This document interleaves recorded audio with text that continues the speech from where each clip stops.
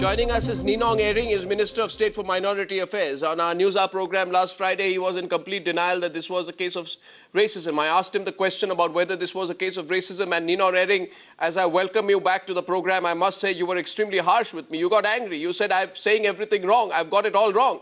And tonight, everybody admits it's a case of racism. Ninong Ering, welcome back to the program. Kiren Rijiju, who is a former member of parliament from the BJP, currently with the BJP, is in our studios in Delhi. He's also joined by senior advocate, and he comes from Assam, Upamanyu Hazarika. Thank you very much, Upamanyu. Good to see you in the studios tonight.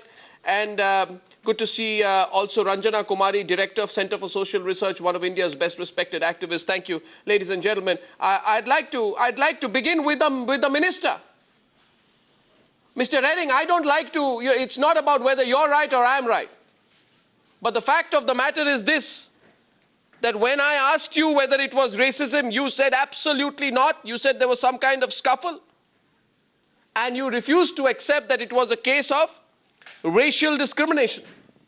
Today, not just do you admit it's a case of racial discrimination, but actually people are fighting for a formation of a strong anti-racism law, and you are at the forefront. Mr. Minister, why did you get it so wrong last Friday? Were you also in denial, Mr. Ering?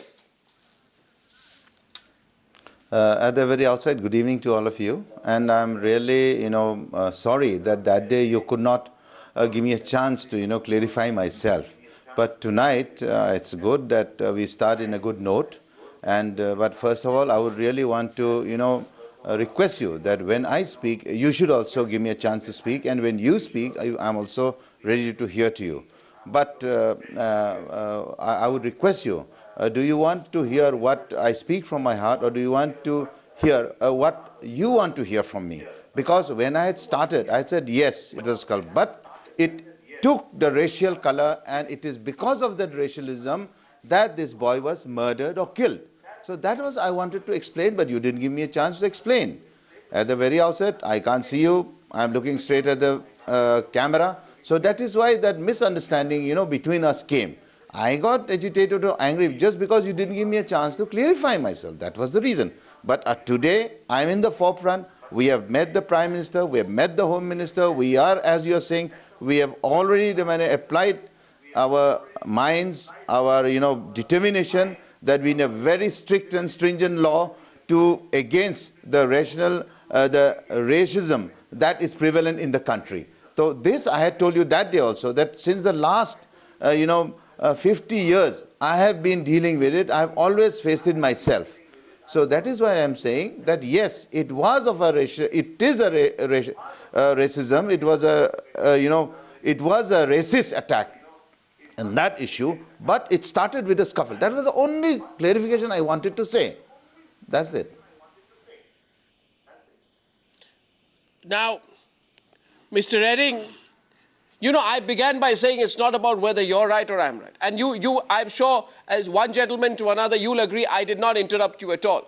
But I would like to play out, and this is not to put you on the defensive, I'd like to play out a clip of that program of Newshour right now. When you and I were talking to each other, it was not a hostile, but I must say it was a volatile conversation. I'll play that clip. Yes, let's play it out. Mr. Deodhar, 1 minute. I felt it since 1962. Mr. Ering, calm down. Calm down, Mr. Ering. When I used to go to school, they used to call me a chinky. They used to call me chini gorke. That's exactly what I'm saying. This is not the way. So that's exactly what I'm saying. That this is not the way. That's exactly what I'm saying. You say, you are saying tonight. It is you media people. You have started Mr. Ering, calm down. Calm down, Mr. Ering. Calm down, Mr. Ering. You have admitted right now that you have experienced racism, haven't you? Now, Mr. Ering, I must say that, you said you media people always get it wrong. I'm not saying I'm right, you're wrong. But I'm saying, Mr. Ering, the media is not always wrong. No, I'm sorry I got angry that day because it proudly come from the northeastern part of this country, and I'm aware of the kind of, the racist slurs that a lot of people from our part of the region have to face, and we all have to together fight it, Mr. Ering. True. We have to fight it together. That is why we have come forward. We have to fight it together. My younger brother is there now with me, Kiren Rijiju. We even have a discussion in the IBN 7 just now. And he has also got the same sentiment, the same feeling. We all feel that we have this racist color in our country. But what should we do? We have to have some stringent measures to check it, to, educate our people in the mainland India that we from the northeast are more Indians than you.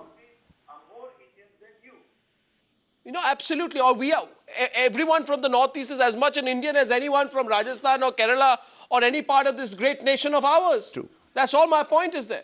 Now, Mr. Minister, it's not between you and me. I'd like to bring in Kiren Rijiju, Upamanyu, and of course Ranjana. And I don't know if Sambit Patra is there from the BJP yet.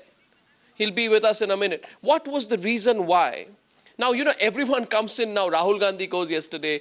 Arvind Kejriwal goes today. Somebody says the BJP will land up there tomorrow. That's political one-upmanship, isn't it? The problem is that if we take this case as isolated or a special case, then we will never be able to solve the problem. This case is very serious, but this is culmination of series of incidents which is happening not only in the national capital of India, but across the mainland. And there may be related cases in Northeast also. What I want to say and stress is that we must admit the reality. What the reality in the society is, India is deeply casteist, India is deeply racist society. If we admit the reality, then only we will have a solution 67 years after independence.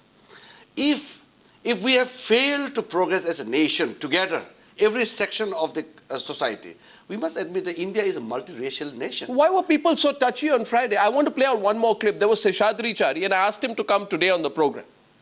Seshadri Chari was pointing his finger at me and saying, "You got it wrong. Don't you call it racism?" He said to me, he said, "You're going to create a wedge." And he says, "By calling it racism or not, will you bring that boy back to life?" And I said, "No, I may not be able to bring that boy back to life, but I will ensure that other boys don't seek the same fate." I want to play a small clip of what he said. Upamanyu, you heard him? Yes, I heard last Friday? Yes, I heard him, and it was actually he got stuck on semantics. Here, this is not a question of semantics, it's a question of fact.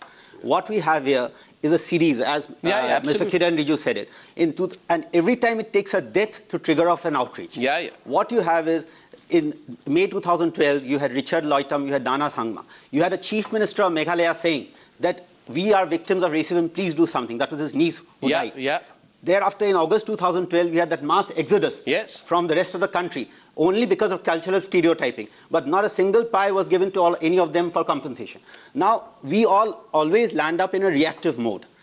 If an incident happens, because invariably in all these cases, police don't act. Here, the boy was picked up by the police, taken to the police station, kept for a few hours, brought back and dropped to at the same place, beaten up again, and then he was told to go home. And according to the memorandum, he was made to sign a document that he would not take any medical examination. So therefore, every time we react, and we are all very thankful that the police have been forced to act, that they've made a couple of arrests. But I think the time has come to move beyond that.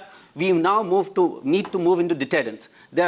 Of course, there is social conditioning. We'll come to that, but I find the hypocrisy striking. You know, what strikes me, Upamanyu, is the kind of initial response I got on Friday. I mean, I was amazed, I must say. I watched the program. I was amazed, and I said, today, every one of those people, and I must say there were some media channels and some senior journalists who said, you know, it is so wrong to call this racism. You have no proof, you have no facts.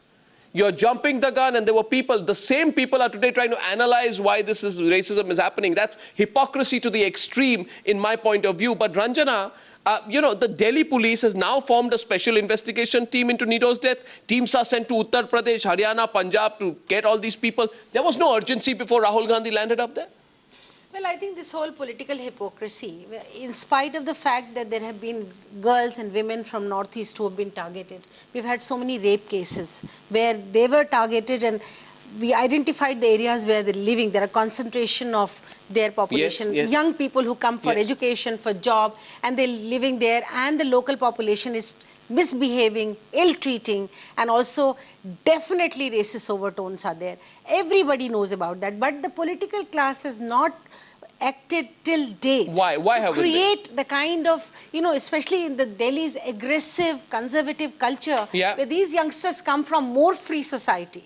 They come from more freedom. They come in, they become the target of these aggressive Delhi walas who are, Yes. you know, who have Absolutely. not enjoyed that level of freedom. They don't know what it means Equality of for a women. woman to be, you know, walking free, wearing what she wants to wear, be in the place that she wants to be. I think this is something which needs to be not just by showing some kind of a sympathy and go and sit there and then you start, you know, showing your concern for it. I think it is important that this cultural divide, this racist divide has to be wedged by the political class on a regular basis by democratizing. But they won't. Today they are racing there only because they are worried about perception. They think the people in Northeast India are finally up in arms. And it's damn good if they are.